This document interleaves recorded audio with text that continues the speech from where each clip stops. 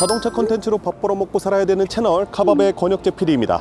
포르쉐 카이엔 베이스 모델입니다. V6 3.0L 엔진을 담고 있고 카이엔의 가장 기본형이 되는 모델인데요. 포르쉐라고 하면은 사실 많은 분들이 상당히 동경하는 브랜드고 많은 분들의 드림카이기도 합니다. 제 드림카이기도 해요, 포르쉐는. 특히 911.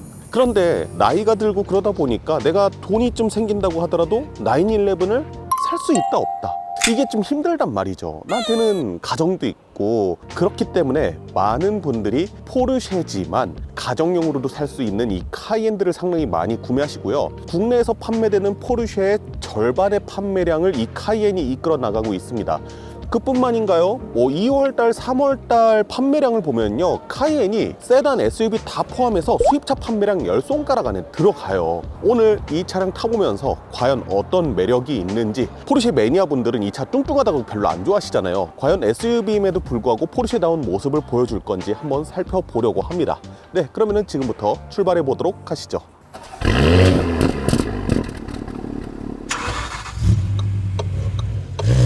원래대로라면은 익스테리어 공간에 대해서도 조금 설명을 드렸을 건데 그럴 시간이 없을 것 같아요. 오늘 그거 말고도 이 차에 대해서 얘기할 게 많고, 사실 이 차 신차 발표회 현장 가가지고 익스테리어 공간에 대한 부분은 다 설명을 드렸거든요. 이쪽에 있는 영상 가셔서 확인하실 수 있고요.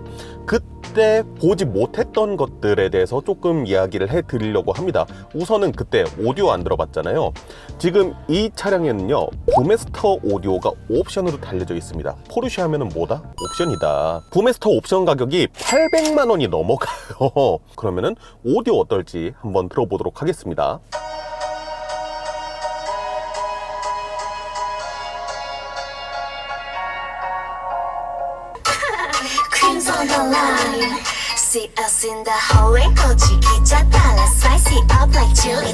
돈을 쓴 만큼 좋긴 좋은데 200만 원짜리 보스 오디오 옵션도 있고요. 아예 오디오 옵션을 선택을 안 하면은 그냥 포르쉐에서 세팅한 기본형 오디오가 들어가 있을 건데, 그것들을 안 들어봤으니까 명확하게 이게 800만 원어치의 돈값을 하는가, 그것에 대해서 말씀드리긴 조금 어려운긴 한데, 부메스터 오디오 들어갔던 것 중에 저는 제일 마음에 들었던 게 2300에 들어갔었던 부메스터 4D 서라운드 오디오 있거든요. 시트까지 울려주는 거. 800만 원이면 그 정도까지는 들어가야 되지 않나 라는 생각이 또 들기도 하고, 오디오 설정값에 가서 보시게 되면은 퓨어, 스무스, 라이브 모드를 설정함에 따라서 음악의 어떤 부분이 살아나는지가 되게 많이 달라져요. 그래서 본인이 주로 듣는 음악이랑 어떤 모드랑 잘 맞는지 선택을 해서 들으시면은 제법 나쁘지 않게 들을 수 있겠다는 생각은 들게 됩니다. 출발하기 전에 시트에 대해서 조금 말씀을 드려보도록 할게요. 제가 지금 앉아있는 시트는 옵션으로 들어가 있는 스포츠 시트거든요. 볼스터 부분, 그 다음에 방석 부분에 받쳐주는 날개 부분이 있잖아요. 거기를 좁혔다 풀어줬다, 좁혔다 풀어줬다, 이게 조절이 가능합니다. BMW의 X5라든가 GLE에 비해서 시트가 아주 그렇게 안락하고 편하지는 않아요. 근데 그럴 수밖에 없는 게, 이 차는 어쨌든 포르쉐라는 스포츠 브랜드에서 나온 차량이고 스포츠한 성질을 띠고 있는 차량이다 보니까 격렬한 움직임에서 탑승자를 다 잡아줄 수 있는 그것의 기능이 좀 맞춰져 있거든요. 거기다가 스포츠 시트를 옵션으로 선택했기 때문에 더 그런데, 성능적인 부분에 있어서는 제일 좋죠. 다른 차량들에 들어갔던 시트에 비해서. 시트의 소재나 이런 것들 괜찮고, 열선, 통풍 시트 모두 다 들어가 있습니다. 스티어링 휠 같은 경우에는 3시 9시 방향을 잡아봤을 때 림의 두께는 제법 얇은 편입니다. 서킷에다가 가져다 놔도 탈 수 있는 차량들 같은 경우에는 림을 이렇게 얇게 하는 경우가 있어요. 왜냐? 서킷에서 주행을 하려고 하면은 드라이빙 글러브를 껴야 되거든요. 너무 휠 림이 두꺼운 거를 잡게 되면은 이게 한 손에 꽉 안 잡히거나 좀 부담스러운 느낌으로 다가올 수 있단 말이에요. 그래서 오히려 카이엔 같은 경우에는 휠의 림 자체가 조금은 얇은 편에 속합니다. 림이 얇다 뿐이지 이 3시, 9시 방향을 잡았을 때 엄지손가락이 들어가는 부분의 위치라든가 약간 파여져 있어요. 파지가 정말 편안하게 만들어져 있다는 겁니다. 불편하거나 아프거나 그런 느낌은 가지고 있지 않습니다. 지금 제가 시동을 켜놓은 상태인데 잠깐 시동을 꺼볼게요. 시동 버튼은 포르쉐의 전통에 따라서 왼쪽에 있습니다. 근데 이제는 돌려서 꽂는 방식이 아니라 그냥 스타트 스탑 버튼이에요. 우리가 지금까지 이 세그먼트 SUV들을 리뷰하면서 중점적으로 봤던 것이 이 차가 얼마나 고요하고 부드러운가였거든요. 그런데 이 차는 포르쉐잖아요. 시동을 걸었을 때 일단 배기 쪽에서 한번 승질을 딱 하고 내줍니다. 방금 전까지 시동이 켜져 있는 상태였잖아요. 그러니까 냉간 상태가 아니었거든요. 냉간 상태가 아니었음에도 불구하고 한 번씩 저렇게 승질을 내주면서 시동을 걸어주더라고요. 아이들링 시에 엔진 쪽에서 들어오는 사운드는 거의 없는 것 같고 배기 쪽의 사운드가 조금 더 집중적으로 들리는 편입니다. 가변 배기가 안 켜져 있는 상태예요. 그럼에도 불구하고 배기 쪽의 소리가 더 들리는데 정지 상태에서는 가변 배기를 킨다고 해도 그렇게 크게 달라지진 않습니다. 솔직히 말씀드려서. 기어 노브는 타이칸과 비슷하게 계기판 우측으로 향한 거 알고 계시죠? 본격적으로 한번 주행을 시작해 보도록 할게요. 카이엔의 가장 기본형이 되는 바로 이 모델 같은 경우에는 V6 3.0L 엔진을 쓰고 있습니다. 물론 과급기를 물려놓고 있고 거기에다가 8단 팁트로닉, 그러니까 자동 변속기를 얹어놓은 세팅입니다. 이 차량의 최고 출력은 360마력이고요 최대 토크는 51kg 포스미터인데요. 다른 이 세그먼트 SUV들을 한번 생각을 해보자고요. 제가 시승했었던 메르세데스 벤츠의 GLE450, 그것도 직렬 6기통 3.0L 엔진이고요. 그리고 시승해보진 않았지만 BMW X5의 40i, 그것도 직렬 6기통 3.0L 과급 엔진입니다. 그러면은 어쨌든 다 똑같은 6기통 과급 엔진이에요. 수치적인 스펙만 놓고 봤을 때는 카이엔이 제일 높아야 될 것 같잖아요. 근데 GLE450과 X5 40i에 비교해서 이 차량의 최고 출력이 20마력 정도가 낮거든요. 그런 것들을 보고 되게 실망감을 느끼실 수도 있을 것 같고 저도 처음에 의외로 다른 차들의 최고 출력이 되게 높네라는 생각을 했었거든요. 그런 부분들을 어떻게 해소를 하는지가 좀 궁금했는데 계기판을 보시면 아실지 모르겠지만 변속이 제법 늦습니다. 거의 2000rpm 언저리쯤에서 변속을 하는 모습을 보여주고 있거든요. 근데 심지어 지금 내부 순환 들어가는 길이라서 길이 좀 막히는 편인데 그럼에도 불구하고 거의 2000rpm까지 가서 변속을 해주는 모습을 보여줍니다. 특히 저단에서 내가 출발할 때는 상당히 rpm을 조금 많이 끌어다 쓰는 모습을 보여줍니다. 조금 풀렸으니까요 제가 가속을 조금만 해보겠습니다.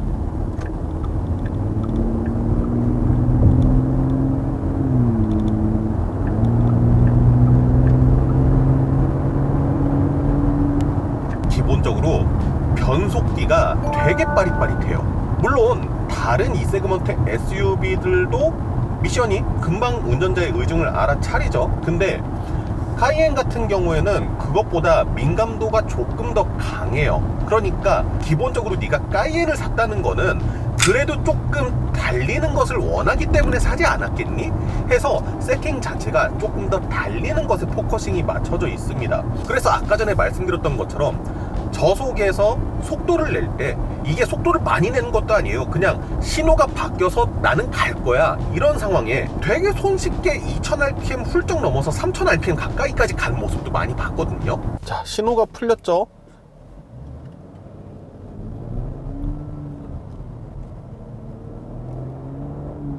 거의 3000rpm까지 올라가면서 변속이 되는 모습을 보여주거든요.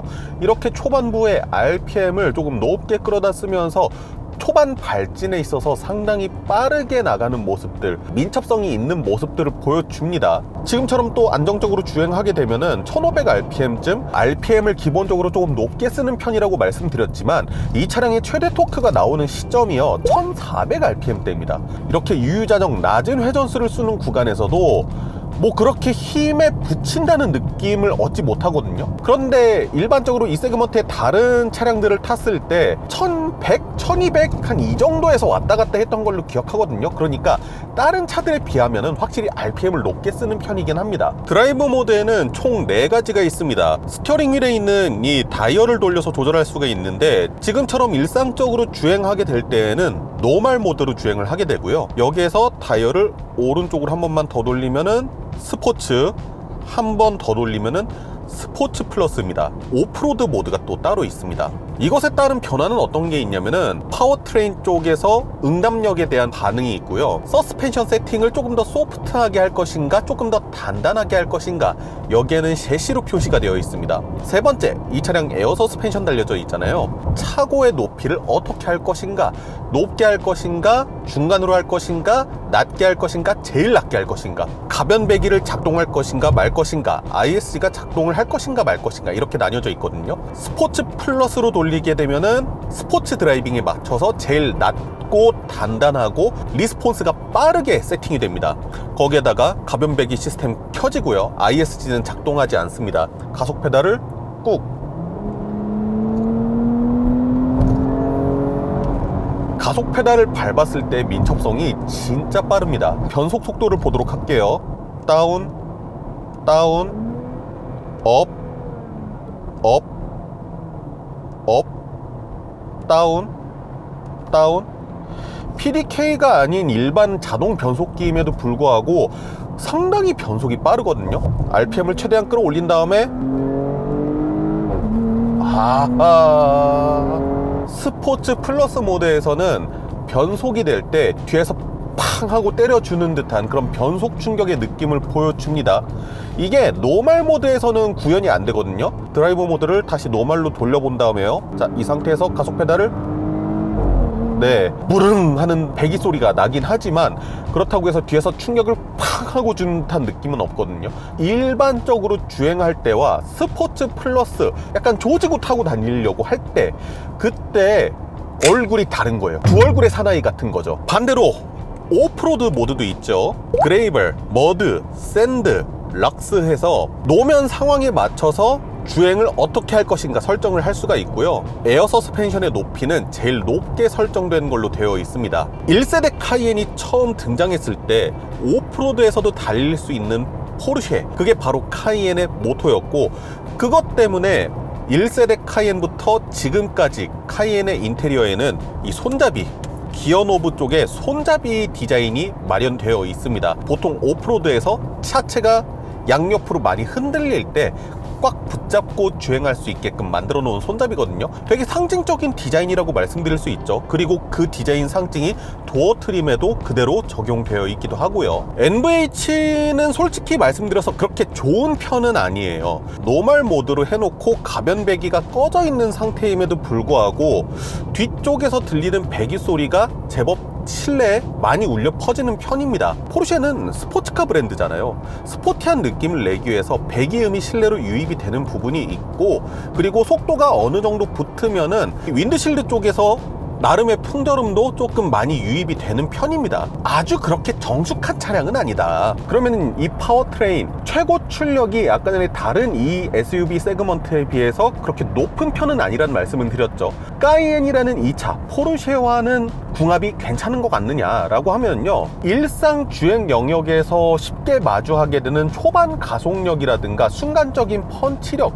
이런 데 있어서는 제법 재미있어요. 재미있게 세팅을 해놨어요. 제가 어제 새벽때 이제 조금 말할 수 없는 속도로, 좀 높은 속도로도 주행을 해보고 그랬는데, 아주 높은 속도의 영역으로 올라가서는 사실 아주 그렇게 자극적인 맛을 내주진 않습니다. 그런데 일반적인 운전자가 사실 그렇게까지 주행을 할 일은 거의 없다고 생각을 하거든요. 스포츠 드라이빙, 뭐 가끔씩 고속도로에서 조금씩 밟아보고는 하지만 서킷을 갈 정도로 내가 스포츠 드라이빙에 있어서 큰 관심이 있는 게 아니야 라고 생각하신다고 하면은, 저는 이 정도 파워트레인으로 충분히 즐길 수 있지 않나 라는 생각을 해봐요. 사실 이 차량의 360마력이요? 다 못 쓰죠. 일반인들은 360마력을 다 쓰는 게 거의 불가능합니다. 그런데 약간 저는 출력이 조금 더 고픈 게 있어요. 그 이유는 제가 코너링 주행하면서 또 알려드리도록 하겠습니다.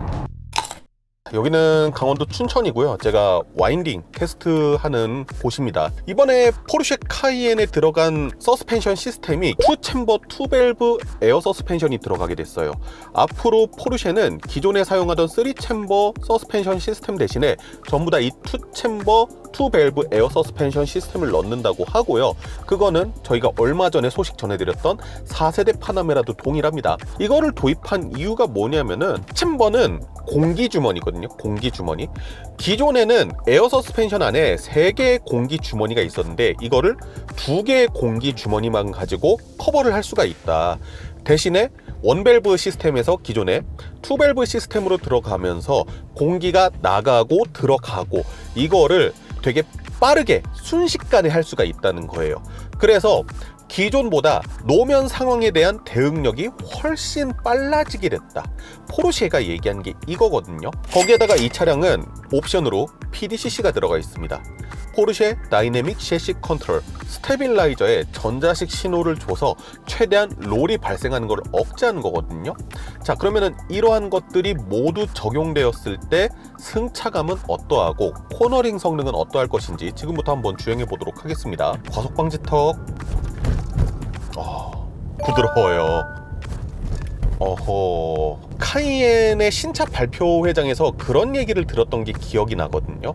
우리가 이제 스포티함 뿐만 아니라 프리미엄이라는 것도 해보려고 한다. 기존의 포르쉐라는 브랜드의 차량들은 다들 너무 스포츠 지향성을 가지고 있다 보니까 일반적인 운전자가 주행하기에는 좀 투박한 부분들이 없잖아 있었다는 거죠. 그런데 부분 변경을 진행한 카이엔 같은 경우에는 일반 고객들도 편하게 탈 수 있는 차를 만들겠다. 그래서 이 카이엔의 승차감에 대해서 말씀드린다고 하면은 GL이나 X5 같은 일반적으로들 많이 타시는 이 세그먼트 SUV들에 비해서 그렇게까지 편하다고 말씀드리기는 어려워요.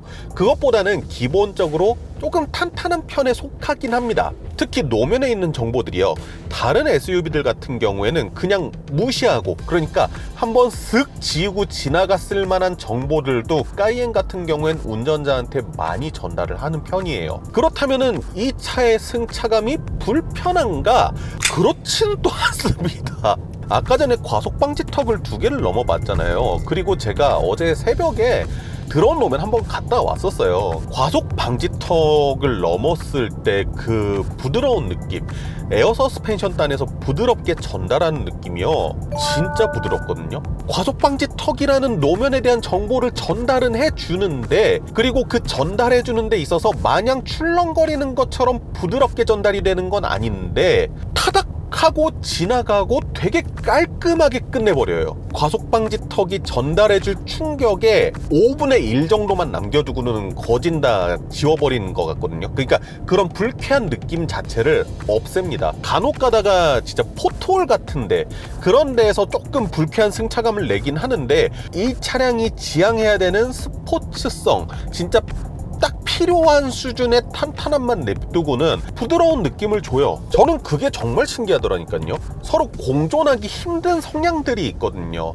자동차로 치자면은 편한 승차감과 날카로운 코너링은 이건 거의 공존이 불가능하거든요. 그런데 이 차는 중간 부분에서 되게 잘 버무려서 되게 잘 만들어냈어요. 물론 그 중에서는 스포츠 지향성에 조금 더 가깝긴 합니다.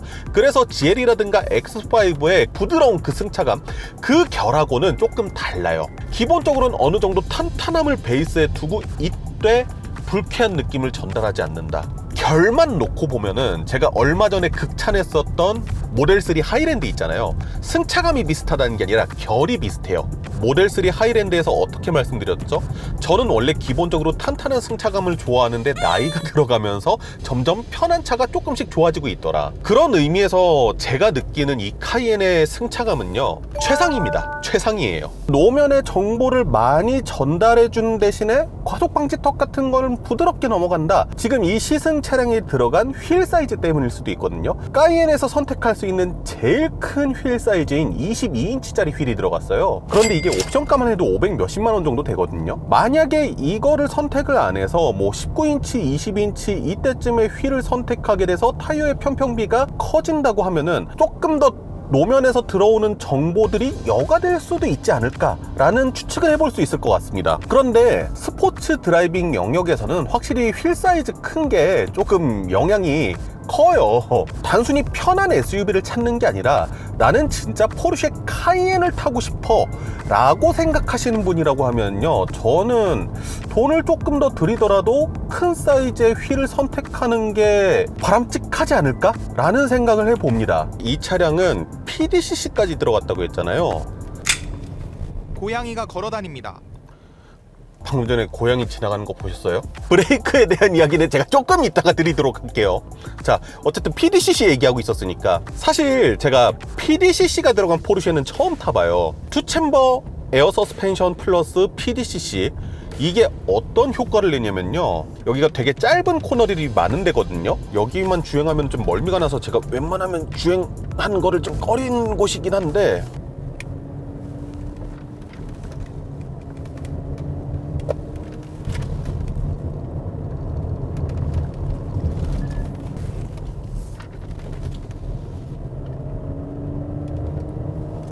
제가 지금 이 코너들을 낮은 속도로 도는 게 아니거든요. 롤이 없어요. 아예 없어요. 멀미가 나니까 좀 천천히 주행하면서 좀 말씀을 드리도록 하겠습니다. 이런 저속 짧은 코너에서만 롤이 없는 게 아니라 고속도로 나들목 같은 데 있잖아요. 높은 속도로 길게 돌아나가는 그런 코너에서도 기본적으로 롤이 없어요. 심지어 지금 노멀 모드였어요. 노멀 모드인데도 이래요. 서스펜션을 무작정 단단하게 잡아 당겨가지고 만들어낸 안정성이 아니라는 거거든요. 말로만 PDCC 들었지 이 정도일 줄은 몰랐거든요. 이 차량에는 기본적으로 후륜이 3도까지 조향이 됩니다. 그래서 방금 전과 같이 리드미컬하게 코너를 왔다 갔다 했을 때 분명히 후륜 쪽에서도 조향이 됐을 거거든요. 지금 뒷바퀴가 돌아가는지 안 돌아가는지가 1도 안 느껴지거든요. 전혀 안 느껴져요. 이 차량이 어쨌든 등치가 크잖아요. 그 포르쉐 매니아 분들이 말씀하신 대로 포르쉐 전체 라인업에서 놓고 보면 돼지거든요. 돼지. 근데 몸놀림이 이렇게 경쾌하고 날카로울 수가 없어요. 그러니까 적어도 이 세그먼트에서 구매할 수 있는 SUV 중에서는 최상의 움직임을 가지고 있는 거죠. 최상의 움직임. 거기에다가 고양이가 갑자기 한 마리가 확 튀어나왔었는데, 브레이크는 참고로 어떤 옵션도 들어가 있지 않습니다. 카본 세라믹 브레이크 이런 것도 안 들어가 있고, 기본적으로 카이엔에 들어가 있는 브레이크가 장착이 되어 있는데, 롤링에 더해서 피칭도 거의 없어요. 피칭의 경우는 스테빌라이저에서 잡는 게 아니라 실제로 이 투챔버 투밸브 에어 서스펜션을 통해서 잡는 거겠죠. 브레이크의 담력 자체가 진짜 너무나 자연스럽거든요. 몇 미리 단위로 천천히 밟을 때에도 진짜 그대로 그 퍼센테이지대로 감속이 되는 것이 운전자한테 고스란히 느껴지고요. 지금 다운힐이잖아요. 브레이크 페달에 진짜 발을 조금만 올렸거든요. 그런데도 불구하고 감속이 되는 거 확인하실 수 있죠. 기본적으로 브레이크의 성능 자체가 좋은데 너무나 리니어하게, 너무나 깔끔하게 작동을 해요. 아까 전에 파워트레인 말씀드렸잖아요. 물론 파워트레인 좋거든요. 베이스 모델도. 그런데 저는 이 차에서 제일 칭찬하고 싶은 건 하체예요. 투챔버 투밸브 에어 서스펜션의 PDCC 후륜 조향, 기본형 브레이크까지 다 너무 믿음직하고, 그렇다고 해서 이 코너링 성능을 살렸다고 해서 승차감을 주겠느냐, 그런 것도 아니에요. 지금 과속방지 턱 지나갔는데 너무 부드럽잖아. 이 파워트레인에서 조금 아쉬움을 느낀다라고 했던 이유가 뭐냐면요, 하체가 가지고 있는 포텐셜이 되게 높아요. 하체 성능이 너무 짱짱하니까 파워트레인 성능이 좀 더 높았으면 좋겠다, 이런 생각이 드는 거예요. 시승 차량에는 차선 중앙 유지 장치가 없어요. 차로 이탈 방지 보조, 그러니까 차선에 부딪히면은 통 하고 안쪽으로 들어오고, 반대편 차선에 통 부딪혀서 안쪽으로 들어오고 하는 그 핀볼 같은 거 있잖아요. 조금 서운한 부분이라고 말씀을 드릴 수 있죠. 어댑티브 크루즈 컨트롤을 중심적으로 한번 보도록 하겠습니다. 에이다스를 관장하는 레버가 방향지시 등 아래쪽에 달려 있거든요. 아우디에서 좀 많이 볼 수 있었던 건데, 아우디에 달렸던 그 레버는 조금 불편하다고 말씀드렸잖아요. 이게 뭐를 건드려야지 작동하는 거다라는 것을 외우지 않는 한 운전자가 직관적으로 확인할 수 있는 방법이 없다고 말이죠. 카이엔에서는 이거를 작동을 시키면은 계기판에 그래픽이 뜹니다. 지금 뭘 할 건지, 보조주행을 할 건지, 리미터 설정을 할 건지, 경사로 밀림 방지를 할 건지, 다 끌 건지, 이거를 볼 수가 있거든요. 그래서 설정하기가 쉽죠. 그래서 보조주행으로 맞춰놓고 시속 100km에 어댑티브 크루즈 컨트롤을 맞춰보도록 하겠습니다. 제가 차간 거리를 조금 가깝게 붙여놨더니 조금 앞에 붙어서 감속을 하는 모습을 보여줍니다. 근데 감속 자체는 되게 부드럽게 해주네요. 추월을 하기 위해 방향지 시등을 키면은 앞차랑 너무 가까워서 가속을 안 해주고 있는데, 자 그러면은 지금 차간 간격을 조금 벌려놨거든요. 중간 단계 정도로. 지금 이 상태에서 방향지 시등 켜면은 네, 차간 간격이 어느 정도 떨어져 있을 때에는 추월을 할 때 좀 가속을 해주면서 하고, 꽉 붙어 있을 때에는 가속을 안 해주고 앞에 완전히 아무것도 없을 때 가속하는 모습을 보여줍니다. 어댑티브 크루즈 컨트롤의 가감속 능력 이런 것들은 뭐 상당히 좋은 편이다. 차로 이탈 방지 보조를 뭐 테스트를 하기에는 좀 그렇고요. 여기 구분 코너니까 살짝만 보여드릴게요. 네, 옆 차선에 부딪히면은 그때 탁 신경질적으로 치는 듯한 느낌 보이죠. 아무래도 조금 거친 느낌은 있어요. 차로 이탈 방지 보조다 보니까. 고부가가치 차량들만 파는 슈퍼카 업체들, 스포츠카 업체들은 언젠가는 재정적으로 한번 크게 흔들리게 되거든요. 포르쉐 역시 마찬가지였어요. 포르쉐도 90년대 말, 2000년대 초반 이때 상당히 어려움을 겪고 있었습니다. 그럴 때 포르쉐를 먹여 살려준 차가 첫 번째가 박스터, 그리고 제일 큰 지분을 차지하는 게 바로 이 까이엔, 그리고 파나메라, 이 세대일 텐데요. 참 독특해요. 카이엔이라는 차. 차량의 형상, 쉐입만 놓고 보면은 여타 다른 이 세그먼트의 SUV들과 크게 다르지 않거든요. 그런데 타보면은 포르쉐의 DNA가 듬뿍 담겨져 있습니다. 2.1톤이 넘어가는 무게를 가지고 있음에도 불구하고 야, 라이드 핸들링을 어쩜 이렇게 기가 막히게 잘 만들지? 그 바탕에는 투챔버, 투밸브 에어 서스펜션 시스템하고 PDCC의 역할이 아마 컸을 건데, 외계인을 잡아다가 고무시켰다는 말이 괜히 나온 말이 아니라니까요. 안 좋은 말도 좀 하고 그래야 되는데 신나서 혼자 칭찬만 잔뜩 하다가 끝내버린 시승 영상이 됐습니다. 자, 그러면은 이제 묻고 따지지도 않고 이 세그먼트 SUV는 카이엔을 사면 되느냐 하면 그건 아니죠. 이 차량은 어쨌든 포르쉐 가문의 차입니다. 그렇기 때문에 이 차량의 기반은 어쨌든 스포츠에 담겨져 있거든요. 파워트레인에서도 말씀드렸지만 RPM도 높게 쓰는 편이고, 그 다음에 엔진과 미션의 반응도 다른 차량들에 비하면 예민한 편이라고 말씀을 드렸습니다. 승차감 역시 아주 그렇게 소프트하고 편한 차는 아니라고 말씀을 드렸어요. 그리고 그런 것에 예민한 분이라고 하면은 아마 조금 불편하게 느끼실 수도 있습니다. 제가 알기로는 이 차량 옵션 다 더해가지고 지금 1억 8천의 가격을 가지고 있거든요. 1억 8천이면은 되게 선택할 수 있는 차량들이 많죠. 같은 동급의 세그먼트에서 어떤 것을 중점에 두느냐에 따라서 좀 다를 것 같아요. 편한 차를 원하신다고 하면은 차라리 GL이나 X5나 되게 여러 가지 대안들이 많거든요. 거기에다가 RPM을 그렇게 끌어다 쓰니 연비가 좋을 리가 없죠. 실제로 뭐 X5 40i나 이런 차량들에 비해서 제조사 제출 공인 연비도 거의 리터당 1km 이상 차이가 날 정도로 격차가 벌어집니다. 그러면은 이 차량을 구매하면 좋을 만한 분들, 차를 2대를 가질 수는 없어. 한 대 가지고 다 해야 되는데 스포티한 운전을 결코 포기할 수 없어.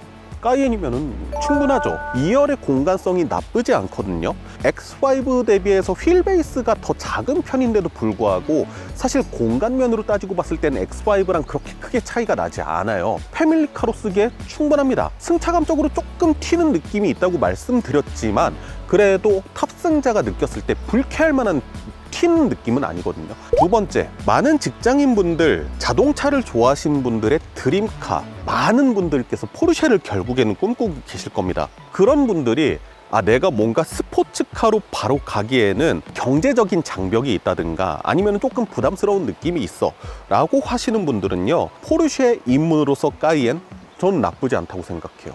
포르쉐의 날카로움을 이 큰 덩치지만은 그래도 나름 갖추고 있습니다. 나름. 자, 그러면은 여기에서 심화 과정으로 좀 더 나아가서 이 V6 3.0L 베이스 모델 이것만 가지고도 충분할 것이냐 라고 물어보시면 카이엔을 사시는 대부분의 분들한테는 적당하실 거예요. 어차피 대부분 다 도심 생활을 하실 거고 이 차를 가지고 막 서킷을 다니신다거나 그러시는 분들은 제가 많이는 못 본 것 같거든요. 그런데 나는 여기에서 더 나아가서 나중에 911이 됐든 박스터가 됐든 포르쉐 스포츠카를 구매할 계획이 있어. 그리고 나는 서킷을 조금 꾸준히 다녀보면서 드라이빙 스킬을 올리고 싶어. 시작가 1000만 원 정도만 더하면은 플러그인 하이브리드 모델을 구매할 수 있거든요. 플러그인 하이브리드 모델, 물론 저도 시승 안 해봤지만 이 차량하고 마력 차이가 제법 나요. 거기에다가 플러그인 하이브리드는 내가 집밥만 먹일 수 있다, 회사밥만 먹일 수 있다 하면은 일상생활에서도 나한테 되게 득이 많이 되거든요. 유류비 절감 면에서 확실히 경제적이란 말이죠. 말씀드렸다시피 이게 출력이 부족해서가 아니라 출력 대비 하체가 너무 좋아서 그래요. 포르쉐 시승은 저희가 처음으로 이렇게 영상 전해드렸는데 저도 간만에 운전 재미 느끼면서 되게 호사하면서 좀 영상을 촬영했었고요. 이런 기회가 앞으로도 좀 많아져서 포르쉐 차량들도 여러분들께 많이 시승으로 전해드릴 수 있도록 하겠습니다. 네, 지금까지 자동차 콘텐츠로 밥 벌어먹고 살아야 되는 채널 카밥의 권혁재 PD였습니다. 감사합니다.